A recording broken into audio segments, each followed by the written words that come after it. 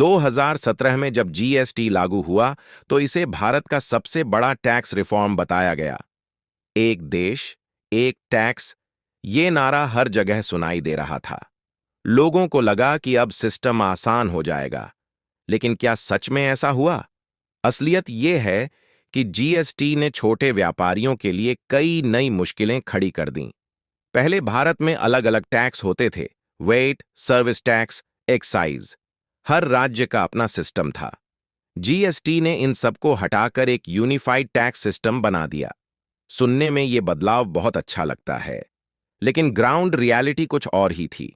छोटे दुकानदार, जो पहले सिंपल तरीके से अपना हिसाब किताब रखते थे, उन्हें अब हर महीने जीएसटी रिटर्न भरना पड़ा। Online filing, portal errors, technical problems, ये सब उनके लिए बिल्कुल नया था और काफी मुश्किल भी। कई लोगों को तो ये सिस्टम समझ ही नहीं आया और उन्हें सीए यानी चार्टर्ड अकाउंटेंट की मदद लेनी पड़ी। इसका मतलब साफ था, कमाई से पहले ही खर्च बढ़ गया।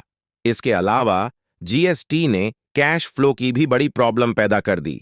पहले व्यापारी कैश में काम करते थे, लेकिन अब उन्हें पहले टैक्स जमा करना पड़ता है और पेमेंट बाद में मिलता है।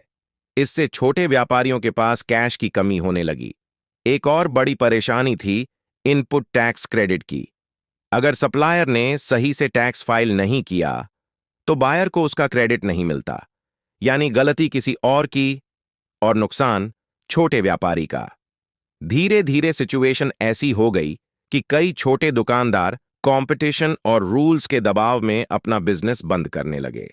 अब ऐसा भी नहीं है कि जीएसटी पूरी तरह गलत है।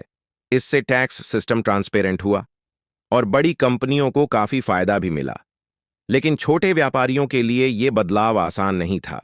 जीएसटी एक बड़ा रिफॉर्म जरूर था, लेकिन हर रिफॉर्म का असर सब पर बराबर नहीं पड़ता। आज भी भारत के लाखों छोटे व्यापारी इस सिस्टम से एडजस्ट करने की कोशिश कर रहे हैं। अब सवाल यह है, क्या जीएसटी सच में देश के लिए फायदेमंद रहा या फिर छोटे व्यापारियों के लिए एक नई मुश्किल बन गया? आपका क्या मानना है?